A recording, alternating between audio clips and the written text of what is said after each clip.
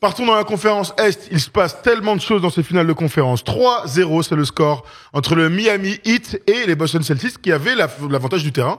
Eh bien, j'ai envie de te dire que c'est foutu, hein. Pour les Celtics, il y a beaucoup de choses à dire. Comme dans la conférence Ouest, on va commencer par le positif, puisqu'il y a que de belles choses à raconter sur cette équipe du Heat qui nous régale. On pensait qu'ils seraient courts, on pensait qu'ils n'auraient pas le gaz, on pensait qu'ils étaient en manque de talent, que tout était à l'avantage, à part le coach. Tout était à l'avantage des Celtics. Erwan, franchement, le Heat, c'est plus que surprenant. On n'a jamais vu ça, limite. Ouais, moi, faut qu'on y aille à fond, hein. Faut qu'on arrête de dire que, on l'avait vu, vous les avez critiqués en saison régulière. Oui, on les a critiqués en saison régulière et à juste titre. On les a critiqués après le play-in face à Atlanta à juste titre. Maintenant, ce qu'ils font, c'est un tel reversement de situation, c'est des schizophrènes. C'est une franchise de schizophrènes. On va pas se mentir. Donc voilà. Maintenant, hop, il a le fil. Donc voilà. Par contre, ce qu'ils font, ils sont vraiment au rendez-vous à l'instant T. Voilà, c'est des mecs qui ont eu 9, 10, 11 de moyenne toute l'année et qui arrivent pendant les épreuves du bac et qu'on mentionne très bien. Ah ouais, clairement 18 et demi, hein. Voilà, y a rien à dire, hein. Et ça c'était très et dire ça, c'est pas sous-estimer Jimmy Butler. On l'a dit avec plein d'équipes, c'est quand tu fais des saisons moyennes, c'est pas pendant les playoffs que ça clique. Bon, eux, ils ont un coach qui a un vécu énorme, ils ont un joueur qui a un cœur et un leadership fantastique, ils ont aussi un vécu collectif, hein, tout ne tombe pas non plus comme ça au hasard et puis ça clique.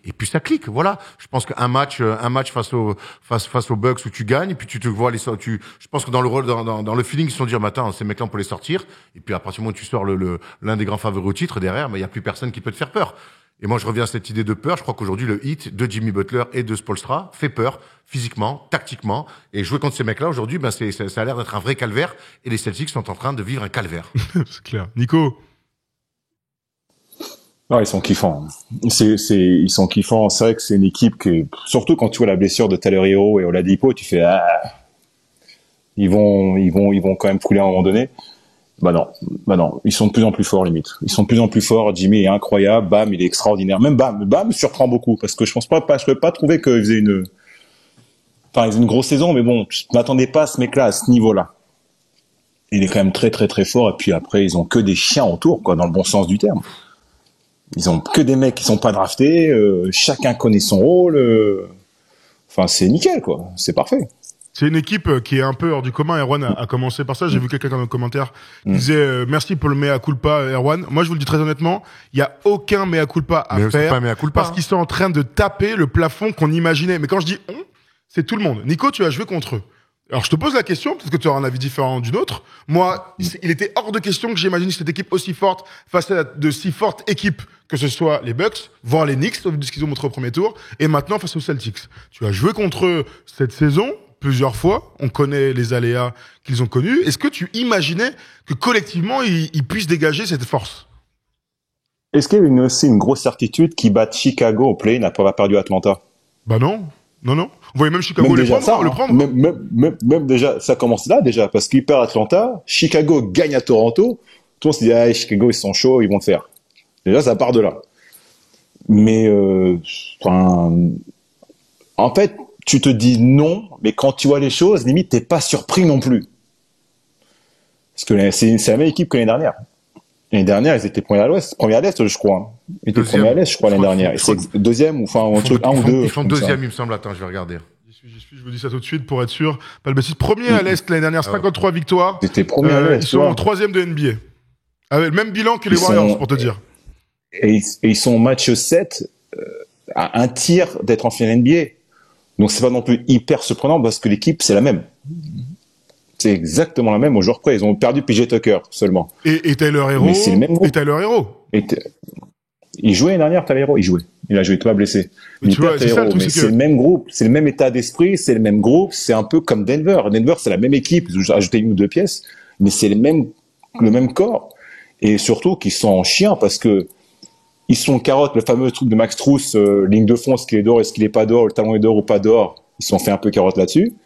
Et le tir de Jimmy, donc pour eux, ils sont censés être une bonne équipe. Donc mentalement, ils sont déjà dedans. Ils sont pas huitième. Ils sont une équipe qui s'attendait à être à ce moment-là prêts et ils le sont. En fait, c'est une équipe qui a déjà été championne, limite. Tu vois, c'est ça. Non, mais Nico, t'as raison. Mais moi, il y a un match de play-in. Ils se font peur, les mecs. Ils jouent Atlanta. Ils sont catastrophiques. À domicile, hein. À domicile, ils sont catastrophiques. Donc les mecs, je peux pas me dire qu'ils ont attaqué ce match-là. C'est pour ça que le switch, pour moi, t'arrives en play-in, tu détruis Atlanta, et donc du coup, t'aurais joué Boston au premier tour, et finalement Boston serait fait sortir au premier tour. Bon, ça, on sait jamais. Tu sais, les six comme ça, il y a 2 semaines, c'est pas la même équipe, pour moi. Ils sont beaucoup plus forts qu'il y a 2 semaines. Certes, mais il n'empêche que, bref, ça c'est dans la narrative qu'on veut se raconter. Bien sûr. Mais même quand ils sortent du play-in, qu'ils jouent Chicago, je me dis, mais à tout moment ils se font sortir, ça m'aurait même pas surpris. Et serait surpris pas grand monde au final. On aurait dit, saison 100 pour Miami, allez, qu'est-ce qu'on fait l'année prochaine, sur quoi? C'était pas une bonne année. Mais en fait, et les mecs, 3 semaines plus tard, ou allez, 1 mois et demi plus tard, on est là à se dire, ils peuvent être champions. Moi, je suis désolé, ça fait 25 ans que je suis l'NBA, j'ai aucun exemple d'un revirement de situation comme ça. Même un 8e, les Knicks en 99 qui est en finale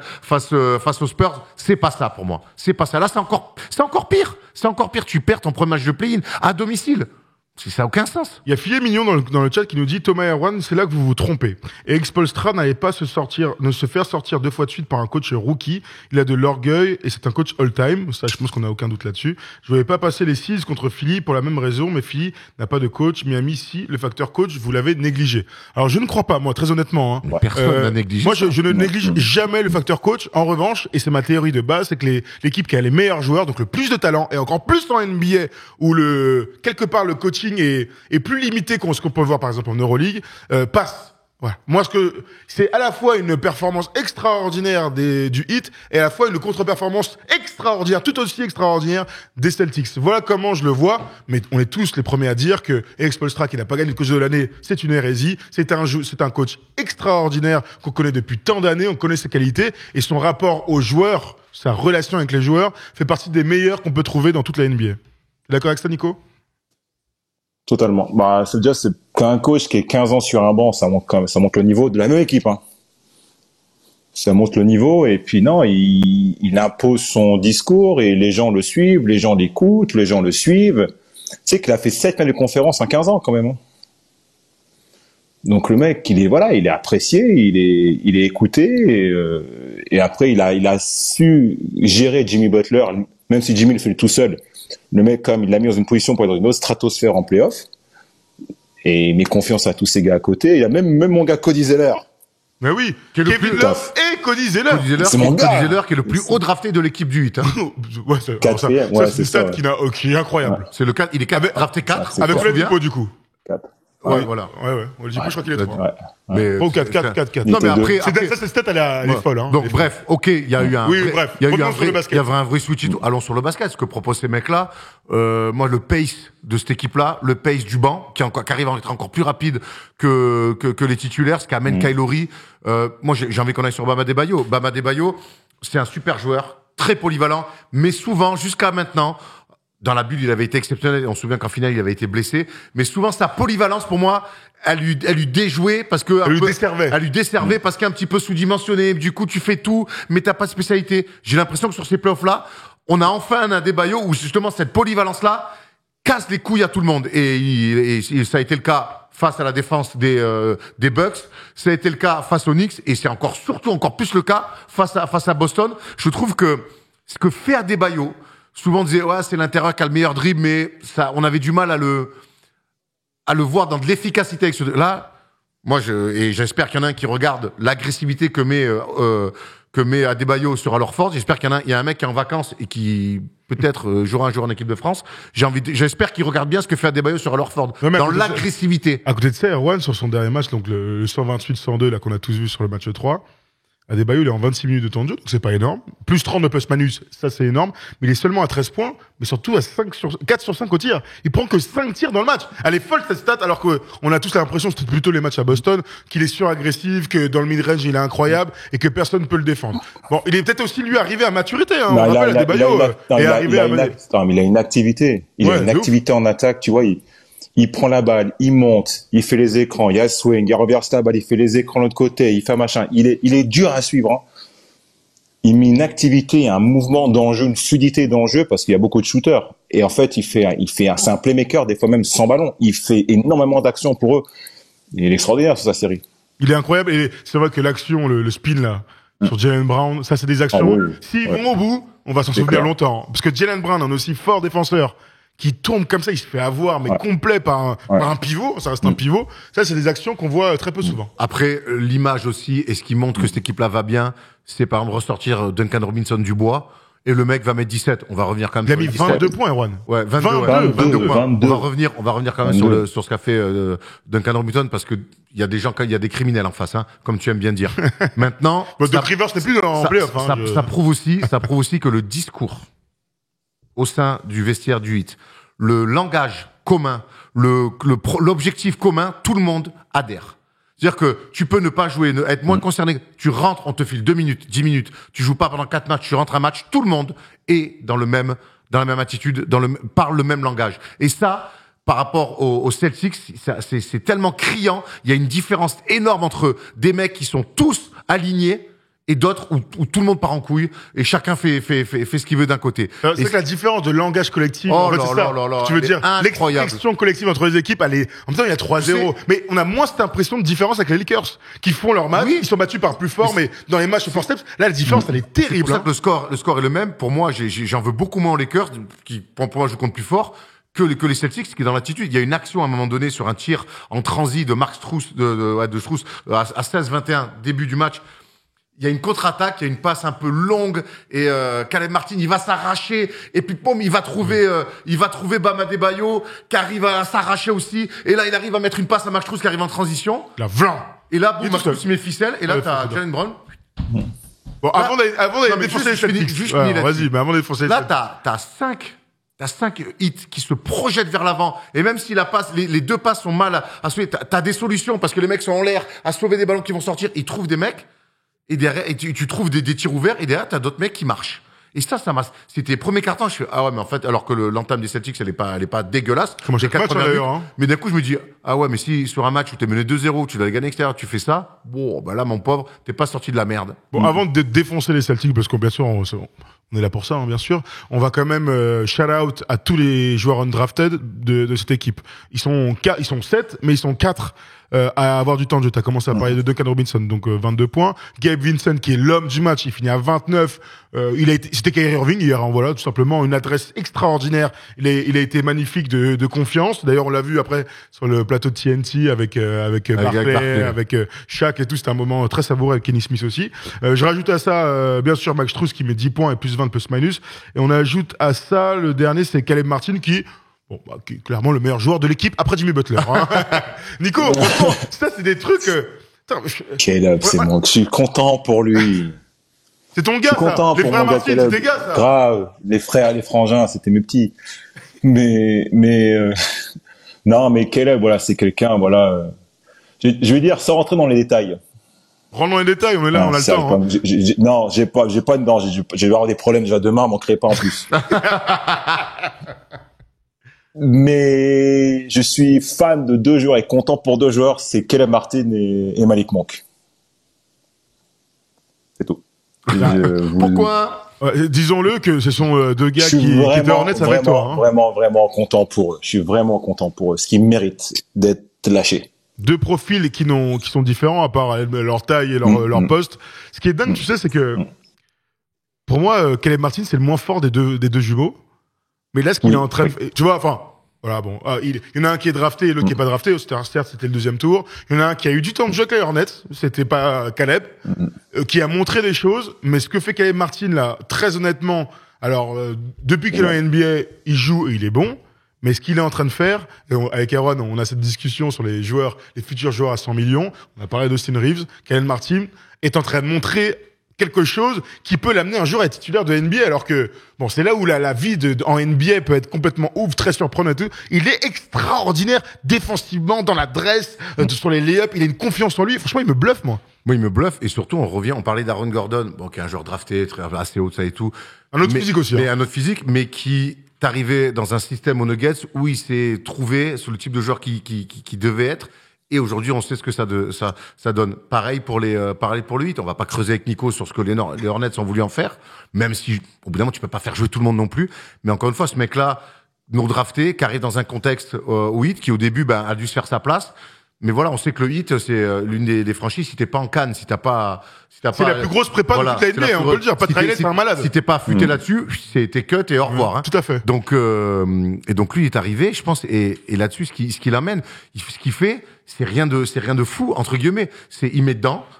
il défend comme un chien, il drive, il court. Mais dans ce système-là, où après t'as des Adebayo, des Butler qui s'occupent et des Laurie qui s'occupent de la création, il est dans un rôle. On ne dira jamais assez, les joueurs de rôle dans les équipes qui veulent jouer un titre, c'est primordial, c'est fondamental. Primordial. Et ce mec-là, il a compris ça. Il sait que ça sera pas un joueur. Pour l'instant, on verra, Ronan. Non, mais ça sera jamais un go-to guy d'une franchise. D'accord. Mais par contre, il a compris son rôle. Après l'évolution des mecs, évidemment, à 25 ans. Mais voilà le message aussi. Tout le monde ne peut pas être le numéro 1, le numéro 2, le numéro 3. Il faut des rôles. Et quand tu joues et les équipes qui jouent des titres, le plus dur, c'est pas trouver les stars. C'est trouver les rôles autour. Et quand tu les trouves, voilà ce que ça donne. Nicolas, une réaction à ce que vient de dire Erwan? Non, mais là, il a raison. Ils ont que, comme j'ai au début, ils ont que des morts de faim, ils ont que des chiens. Ce qu'ils ont fait, ils ont que des mecs, ils ont 7 mecs, surtout 4, qui, techniquement, ne devraient pas être là. C'est le principe du undrafted ou des mecs qui n'ont pas été choisis, quoi. Ça veut dire qu'ils ont une chance incroyable, on leur fait confiance pour gagner, et ça donne ça, quoi. Et quand ils sont soutenus par des Riley et des Spoelstra, qui les lancent et qui les font jouer, c'est gagné. C'est l'endroit de toute manière où tu peux le plus t'exprimer. Oui, Caleb Martin, les frères Martin ont 27 ans, pas 25. J'ai 25 et je vois Andrew Albisi dans le chat. Ils chat. ont fait 4 ans de fac, ouais. Ouais, 4 ans de fac et rentré par la petite porte dans la NBA. Je vois Andrew Albisi qui me dit role player life avec un petit mec qui lève la main bien sûr en équipe de France.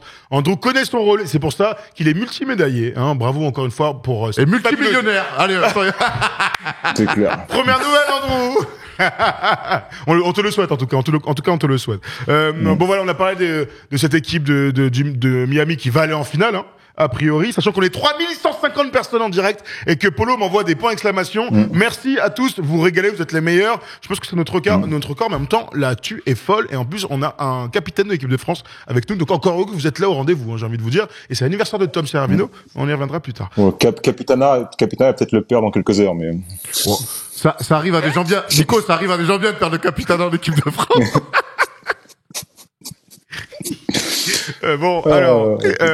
Ouvrons donc la page Celtics, les gars. Ils sont menés 3-0. Ils sont en train de se désunir complètement.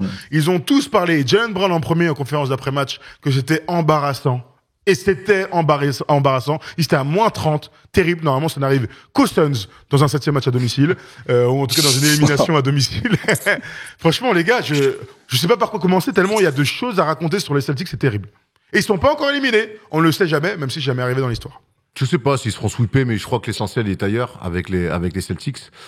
Désorganisation, absence totale de hiérarchie, absence totale de leadership, refus, je pense aussi de recevoir des consignes, cassure complète avec Joe Mazzulla au fur et à mesure.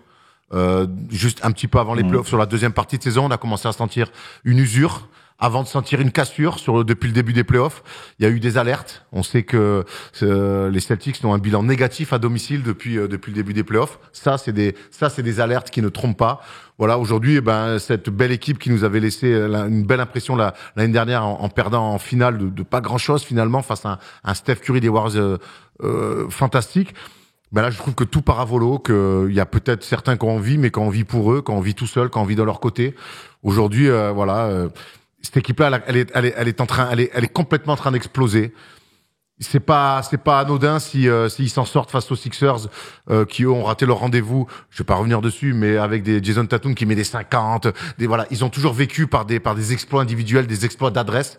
Mais l'année dernière, on peut me dire ce qu'on veut et on va le redire, l'année dernière, les Celtics étaient une équipe solide, collectivement, défensivement, ensemble. Aujourd'hui, c'est Jason Tatum, faut qu'il mette 45-50 pour essayer de maintenir cette équipe en vie. Et encore, je te parle même pas pour aller au bout.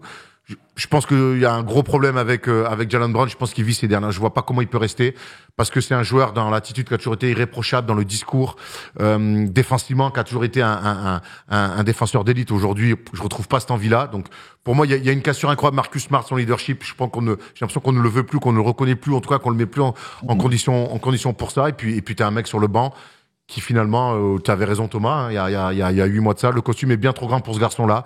Il est complètement perdu, dépassé, outcoaché. Voilà, ils vont dans le mur, plein fer, ils y sont pas encore, mais c'est trop tard pour freiner.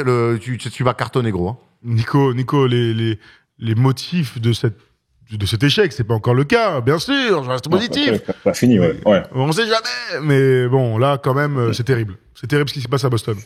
bah, ils leur sont rentrés dans la gueule et puis ils sont restés appuyés, quoi. Ils sont au sol, ils ont le pied sur la gorge, ils bougeront pas, quoi. Et c'est là où ils sont très forts, Miami, parce que faut dur de se trouver là-dedans. Ils sont rentrés dans leur tête, même au niveau du trash talking, du physique.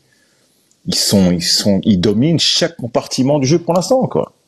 Tactiquement, enfin, tout, quoi. Tout, là, tout. Enfin, je suis un peu surpris quand même. Je pensais pas que ça allait être autant. Parce que je pensais quand même que les Celtics étaient parés pour aller faire quelque chose de grand quand même, mais c'est vraiment, mais c'est difficile à expliquer en fait ce qui se passe. Moi, je te rejoins complètement. Plein de raisons. Hein. Ouais, mais je te rejoins complètement, Nico. Moi, je suis un peu sur le cul parce que je pensais mine de rien que de revenir d'un 3-2 face à cette équipe de Philly leur permettrait de retrouver le feu sacré, pas celui de l'année dernière, qui est très différent de celui de cette année, mais je pensais qu'ils allaient se retrouver non plus autour de leur coach, mais au moins avec ce corps de joueurs dont on parlait tout à l'heure, qui a de l'expérience, avec des hommes qui connaissent le chemin des finales, avec un groupe qui se connaît par cœur, qui s'est renforcé depuis par rapport à l'année dernière. Moi, je n'explique pas comment sur le papier, un groupe c'est une meilleure équipe l'année dernière. Alors il y a des blessures, on pourrait dire Robert Williams, machin et tout, mais c'est une meilleure équipe. T'as raison, Erwan. Moi, je n'explique pas comment cette équipe se désunit, et ça ne ressemble pas du tout à cette franchise des Celtics.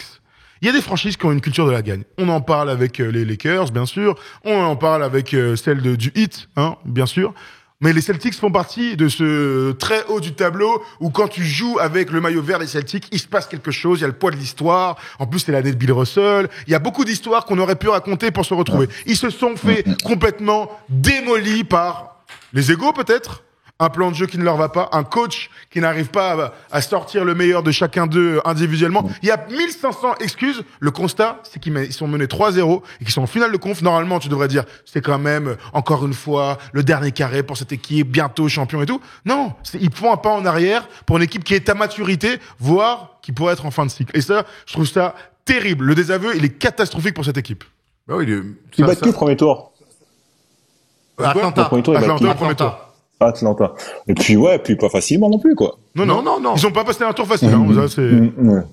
Ils n'ont jamais réussi, en fait, tu vois, on parle d'expression collective depuis tout à l'heure pour les Nuggets, qu'on va retrouver en finale. On parle d'expression collective pour le Heat, qu'on va retrouver en finale. C'est deux joueurs qui ont une alchimie, une star, une hiérarchie. Malheureusement, les Celtics, cette année, en tout cas, n'ont rien de tout ça. Ni alchimie, ni défense, ni on assume notre statut, et surtout, pas de hiérarchie, parce qu'il y en a plus du tout. Le dernier match là des deux Rostas. On peut ouvrir si vous voulez le débat sur Jason Tatum. Moi, jamais de la vie je vais l'enterrer. C'est un bête de joueur, extraordinaire. Chacun fait son chemin pour arriver au top niveau, pour être MVP, pour être champion, etc. Sauf qu'en ce moment, il nous déçoit une nouvelle fois, comme LeBron a déçu avant d'être champion. Voilà. Et tant que tu n'as pas accédé à ce truc, on dira toujours quelque chose sur toi. Et pour l'instant, il n'arrive pas à amener ces gars avec lui. Voilà. Non. Il n'est pas le leader de ce groupe. Ça, je n'ai aucun doute. Ce n'est pas le leader. L'évolution d'un Devin Booker dans le leadership, par exemple, je la retrouve pas encore chez Tatum. L'année dernière, il était très fort individuellement. Il fait un run jusqu'au final où il a du mal après en finale. Mais c'était un truc collectif. Derrière, il y avait des Smart, des Jalen Brown qui prenaient ce rôle à cœur. Là, ils le font moins, voire plus du tout. Et lui, derrière, il y a lui et son talent. Mais son talent, quand il prend des mecs sur le rable et qu'au bout d'un moment, pendant 48 minutes, il doit dribbler, step back, mettre des grandes filoches à 3 points, tout Jason Tatum qu'il est et tout scoreur incroyable qu'il est, ça ne suffit plus. Après, on parle de planètes alignées. Les planètes, elles s'alignent pas. Je l'ai déjà dit, en claquant des doigts. C'est trop compliqué. Ce que leur propose Mazzulla, il faut que ça vienne aussi du banc. Et là, tonton, il s'est complètement trompé. Il a voulu transformer cette équipe en une équipe d'attaque. On est en 2023. Moi, je vois, il y a pas de pick and roll. Il y a quasiment zéro pick and roll. Ils ont l'utilisation l'année dernière de Robert Williams, l'utilisation de Robert Williams cette année. C'est pas possible. Il peut pas avoir été assistant l'année dernière du Doka. Alors, je veux bien qu'il ait une philosophie différente, mais tu peux pas utiliser Robert Williams comme ça. Il y a zéro. Puis en face, à Adebayo, ils font pick central. Ils vont le chercher en haut. Il met des alley-oops de mammouth. Et derrière, pas une fois. Et chaque fois qu'ils l'ont fait dans le playoff, ça marchait plutôt bien. Le pick and roll central avec Robert Williams, tu sais que c'est 8, 10 points par match au moins, et ils s'en servent pas. Tout est du drive, plus ou moins ghetto, et puis derrière on tombe sur du 1 contre 1, on force, peut-être la première, Jaylen Brown, il force comme je l'ai jamais vu faire. Il se passe plus rien dans cette équipe-là. Il se passe plus rien. Et même défensivement, ils arrivent pas à se retrouver. Quand Duncan Robinson, il met 2 drives, un layup, un autre drive, et il fait drive and kick. Duncan Robinson, qui prend Derek White sur un premier pas. En fait, moi, je vais envoyer mon CV aux Celtics, hein, parce que je peux jouer, je te le dis direct. Hein. Derek White, on rappelle, deuxième meilleure équipe défensive de l'année. Hein. Donc voilà. On rappelle. Donc si ça, c'est pas des mecs qui ont déconnecté dans la tête. Oui, là, et on va ouvrir le débat tactique parce que je pense qu'ils se sont fait out-coacher complètement et qu'ils sont trouvés sur le game plan, mais ça fait depuis quelque temps que ça dure. Mais c'est vrai que là, le problème, il est mental, quoi. Ils sont dessoudés, en fait. Ça y est, ils sont chacun dans leur côté. C'est psychologique. T'as une équipe qui est unie, qui a un but, qui a envie de les détruire. Ils veulent les détruire. Ils ont du sang ils ont du sang partout. Ils ont les yeux en sang, Miami, quoi. Ils sont là pour les bouffer totalement, quoi. Parce que dans le niveau de talent, c'est sûr que Boston est plus fort sur le papier. Attends, le truc, c'est coche 97% de chance de victoire au début de ce. Oui, c'est ça. C'est énorme. C'est un truc comme ça. Mais ils ont du sang dans les yeux, tu vois. Ils veulent leur arracher le cœur. Oui, mais eux, ils ont l'attitude normale. Mais enfin, Boston, pour le côté historique, pour ce qu'ils ont fait l'année dernière, me dis pas qu'ils peuvent pas aussi répondre. Ils ont les atouts, en tout cas de base, pour répondre, clairement. On peut parler tactique, hein. Pour moi, le match, il le perd. Pour moi, il est tactique. Je vais vous dire un truc, c'est que une série, mine de rien, elle se perd match par match. Tu vois, bien sûr que nous, une fois que c'est fini, là, on regarde les 3 matchs. Et surtout le 3e, où il y a une impression de domination terrible. Mais ils se sont tellement trompés tactiquement dès le début de la série qu'ils n'ont jamais pu mettre leurs meilleurs atouts dans les meilleures conditions pour performer. Et les meilleurs atouts, c'est Tatum Brown. Donc il y a un problème mental, ok, ou de cohésion. Mais tactiquement, ils ont chacun joué leur 1 contre 1 de leur côté parce que on les a pas mis dans les meilleures dispositions possibles. On a no cesse de le dire, mais Tatum aujourd'hui est un joueur tellement complet, il doit poser des pics et s'ouvrir sur les ouvertures, pas forcément pour le J-roll. Il est capable de soit attraper jouer le fameux Aaron dont on parle tout le temps, qui est indéfendable en fait pour la défense parce qu'il y a du mouvement, parce que les gens jouent les uns pour les autres. Mais encore une fois, il faut mettre des choses en place. Et Joe Mazzulla n'a pas réussi à mettre les choses qui vont faire adhérer le groupe d'abord. Alors déjà. Ça, t'as raison, parce que pour revenir sur les pick and roll et tout, j'aimerais qu'il alterne. Murray pose Nicolas dit dans notre vidéo, Murray pose des pick à Jokic pour amener de l'alternance dans les choses. La défense, voilà. Gros, Tatum, il veut pas à un moment donné arrêter de porter la balle et essayer peut-être qu'on lui mette un pick. Alors peut-être qu'on doit lui amener aussi des choses. Moi, je crois que Jason Tatum doit changer sa manière de faire. L'année dernière, on va certainement m'insulter quand je dis ça parce qu'on va dire, oh mais non, il est mignon. Mais je pense qu'un mec qui toute l'année trimballe son gamin, dans les vestiaires. J'ai des mecs qui gagnent avec ça, on s'en fout. Toute l'année, qui viennent une fois en conférence de presse, c'est rigolo, on adore ça. Maintenant, toute l'année, le petit, il est là dans les vestiaires d'investir. Si à un moment t'as envie de t'expliquer, si à un moment t'as envie de dire des choses et qu'il y a un minot de 4 ans, je sais pas. Bah, tu te démontes lui aussi. Mais non, pas du tout, le petit Bichette. Moi, ce que je suis en train de dire, c'est que, est-ce qu'à un moment donné, quand ça va mal dans une équipe, est-ce que quand il y a un gamin de 4 ans qui reste dans les vestiaires, est-ce que c'est la place d'un petit et est-ce que ça laisse place aussi à des explications? Alors, j'imagine qu'il est pas là tout le temps. Mais en tout cas, moi, c'est des signes où je me dis, il est peut-être dans un confort, tonton, où il pense qu'il est, imagine, tout le monde fait pareil. C'est ça que je suis en train de te dire. Alors oui, il y a des hiérarchies chez les stars. Moi, ça m'a toujours un petit peu interloqué. Je vais pas dire choqué, bien évidemment, parce que les petits sont trop rigolos. Mais ça m'a toujours un petit peu... Personne ne tape sur les petits, là. Hein. Évidemment que non. Moi, je te parle sur le rapport qu'a Jason Tatum. Alors, je sais pas, Nico. Attends, Nico, vas-y. Est-ce que t'as déjà eu un coéquipier qui a amené ses enfants ou son fils ou que sais-je tout le temps dans le vestiaire, toute la saison? Ça a déjà arrivé? Tout le temps, non. Moi, je le fais. D'accord. Non. Moi, je le fais. Non, moi, je le fais à domicile, après victoire, après le speech. Donc, tu es conscient. Tu es conscient. Voilà. Oui. Je le fais pas venir avant, on achète quand on est à domicile et on a gagné, je le fais descendre avec moi, j'y attends ici 2 secondes, Tyler il parle, après machin, après il vient. Mais c'est différent. Mais je ne sais pas toute l'année, hein. Il a peut-être venu 7-8 fois, 10 fois max. Bon. Alors, est-ce que t'as déjà eu un coéquipier qui l'a fait? 3 mecs font ça. Genre, comme ce dont parlait Erwan, vraiment très souvent. Non, mais, je sais pas s'il a tout le temps, on n'en sait rien, mais très souvent. Genre, même dans des moments de défaite, par exemple, ou des moments où il y avait des choses à se dire. Dans le chat, jamais. vous êtes extraordinaire. Non. Non, ok. Non, mais, jamais. Attention. Moi, ce que je veux dire, c'est que l'image que ça renvoie, Ça veut dire que c'est un mec qui vient peinard comme si tu viens en boulot. Mec, t'es joueur de basket. Il y a pas beaucoup d'enfants, nous. Ce que je veux dire, c'est que t'es joueur de basket de très haut niveau, les attentes sont immenses. Que tu dois être champion NBA, c'est qu'à un moment donné, mets une bulle aussi. Et souvent, les mecs qui ont gagné des titres parlent de bulles. On s'est mis, et à tous les niveaux, parlent de bulles dans l'équipe et tout. Moi, quand tu, alors même après une victoire, quand tu sors les Celtics ou Atlanta avec le petit, il est encore là. Moi, en fait, déjà l'année dernière, je me suis dit, mais dans quelle bulle tu es qu'en fait, bref, voilà. Après, attends, parce que il y a un gars, il a dit, du coup, après cette soirée, Nico virait l'équipe de France et Erwan virait le first team. Nico, on va monter un média tous les deux. Vas-y, on fait ça. Gros. Attends, attention. Bon, je le dis quand même, mais c'est évidemment pas l'enfant. Le problème, c'est plus le. Il y a quelqu'un qui dit, il a coupé Twitter. Et je voulais il a dit au début des playoffs, pour le mode playoff, il a arrêté Twitter. Moi, je trouve que la bulle, au-delà de la vie de famille, qui est très importante pour l'équilibre, c'est surtout les réseaux sociaux. C'est comme ça que tu te reconcentres, Erwan. Faut pas lire.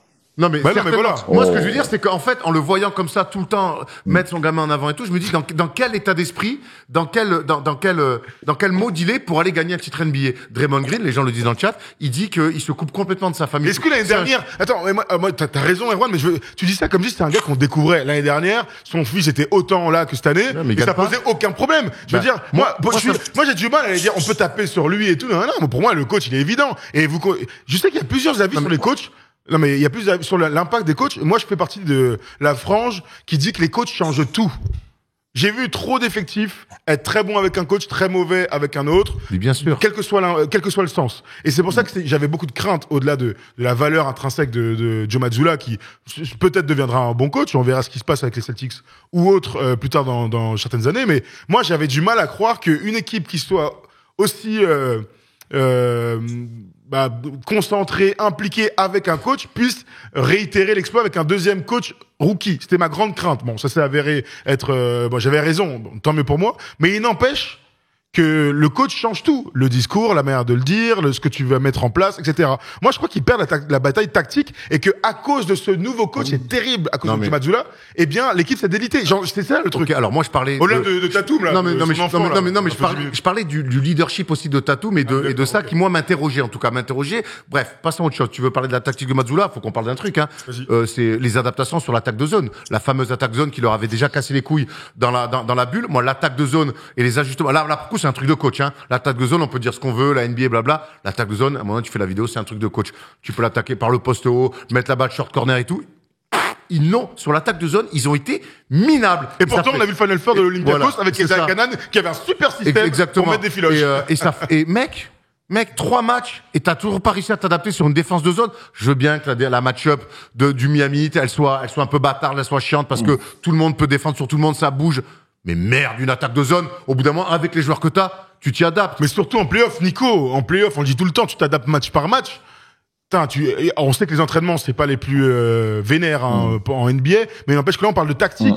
On peut croire que les Celtics n'aient rien mis en place tactiquement, là, sur la zone? C'est pas qu'ils ont rien mis en place, c'est que comment dire ça? Sans me faire cracher dessus. Tu vois, là où Denver et Miami sont forts, c'est que quand ça chauffe, ils ont 2-3 systèmes ou 2-3 mouvements sur lesquels se rassurer. Et on sait, viens, on fait ça. Et on va le faire 6 fois de suite, on sait qu'on va trouver quelque chose. C'est le pick and roll Murray-Jokic. Miami, c'est donner la balle à Jimmy et les mouvements autour sont faits. Et j'ai pas l'impression qu'il y a ça à Boston, par exemple. Quand ça chauffe, est-ce que vous avez le play qui fait que, voilà, le go-to play. J'ai pas l'impression qu'ils en ont, en fait. Alors, est-ce que c'est pas forcément de la faute du coach ou des joueurs? Est-ce que ça a été mis en place au début de saison parce qu'il y a eu l'histoire Udoka et pendant le training camp et c'est des trucs que tu mets en tout début de saison? Après, ils se reposent pas sur le talent. Mais c'est là où Miami est très fort. C'est que Denver aussi, c'est qu'ils ont ces plays que Miami a, que Denver a, mais que j'ai pas l'impression que Boston ait, en fait. Ça, c'est clair. Moi, je suis d'accord.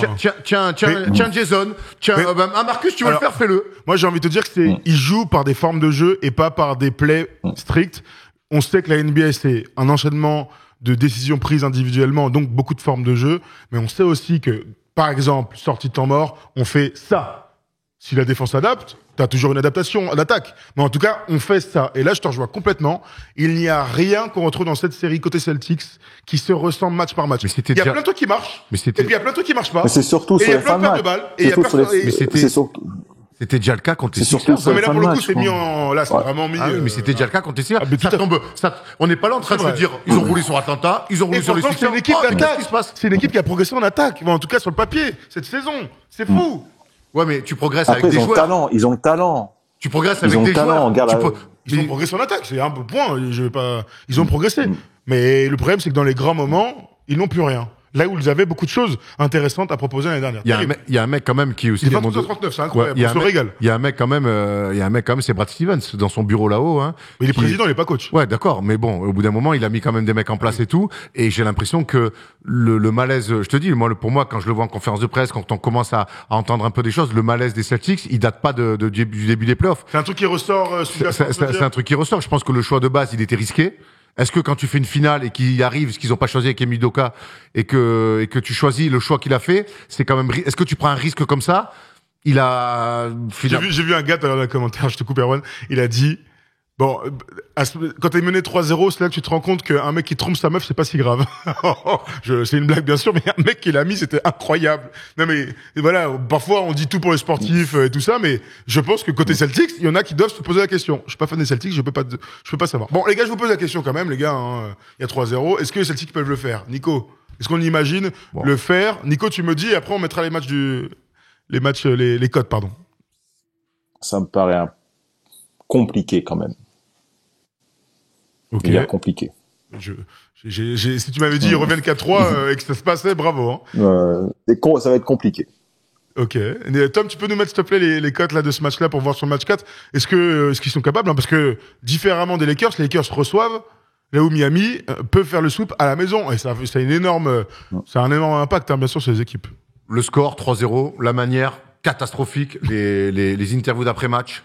De Joe Mazzulla, de Jaylen Brown qui parle de gênance, de honte, hein, limite. Oh, l'embarrassement aussi. Ouais, voilà. Donc ça veut dire ça à peu près. Hein. Ah, complètement. Donc non, j'y crois pas une seconde. Je pense que cette équipe est au bord de l'implosion. Le seul truc qu'ils attendent, c'est de perdre un dernier match. Et puis il y aura du boulot cet été. Voilà. Après, on sait que les Celtics ne meurent jamais, et tant mieux parce que c'est une franchise exceptionnelle et ce run l'année dernière voilà, c'est historiquement c'est quelque chose de fantastique les Celtics. Je pensais pas qu'en un an, il allait se passer autant de choses dans ce sens-là pour cette équipe-là, qui est malgré tout, encore une fois, en finale de conf. C'est pas rien. Mais là, je crois que toutes les discussions qu'on avait et qu'on pensait avoir conclues l'été dernier, autour de Jaylen Brown et Jason Tatum, là, on est complètement à l'opposé et je crois que là, pour le coup, on va vraiment pouvoir clôturer la discussion autour de ces deux-là. Ok, Erwan, 1,84 ce soir. Pour le hit 2 pour les Celtics, tu mets hit sweep? Complètement. Ok, hit sweep pour moi aussi, donc si vous voulez aller mettre de l'argent pour demain soir. Pas mal la cote du hit, hein. Bah ouais, en même temps, ça reste indécis, hein. Franchement, l'orgueil des bonnes équipes, c'est comme les Lakers, là, ils vont bien faire gagner un match dans la série. Ils sont à domicile, hein. Je sais pas. Voilà. Bon, écoute, on en parlera dans le First des shows. Oui, Nico, vas-y. Ouais. Non, ils sont à l'extérieur, là, contrairement aux Lakers, ça. Faut aller chercher à Miami maintenant. Exactement. Là. Bien sûr. Non, mais on est d'accord. Est-ce que le relâchement inconscient peut s'exercer dans ce match? On verra. Mazzulla et Gad Mozzarella. Voilà, bravo, on peut finir là-dessus. Joe Mozzarella, on y est. Hein. Bon, les gars, j'ai l'impression qu'on est bien 23h45 et on va pouvoir clôturer cette belle vidéo autour du hit et des Celtics. On en parle dans le first des shows. Je regardais un truc là sur les Celtics, enfin si c'est un problème ou pas. Ils sont tous sous contrat. Oui. L'année prochaine. Tout à fait. C'est une très très bonne gestion. Grant Williams et Blake Griffin. Voilà, sauf Grant Williams, ouais. Ouais, Grant Williams qui va partir, mais ils peuvent matcher tout. Hein. C'est ça qui est fou. Non, mais ils peuvent matcher. Oui, mais je pense que tous contrats. Ils lui ont fait comprendre qu'ils allaient pas le garder. Hein, d'ailleurs, on n'explique pas pourquoi Grant Williams a autant joué dans cette série. Et c'est l'un des meilleurs. C'est le plus digne. Hein. Il est digne. Bon après, il a fait des trucs qu'il n'aurait pas dû faire, comme chauffer Jimmy. Jimmy B, on le chauffe pas. Tu préfères le chauffer ou te laisser lui mettre les couilles sur le front? Jimmy, il le regardait même pas. Il a fait les deux. Il a fait les deux. Bon, allez, si vous êtes sur YouTube, un petit commentaire comme d'hab, ça se passe aussi en podcast, hein, pour vous, parce qu'on vous aime, on les a mis en podcast. Voilà pour cette série de la conférence Est. Allez, on se fait un petit kiff, on va parler de Euroleague un tout petit peu quand même.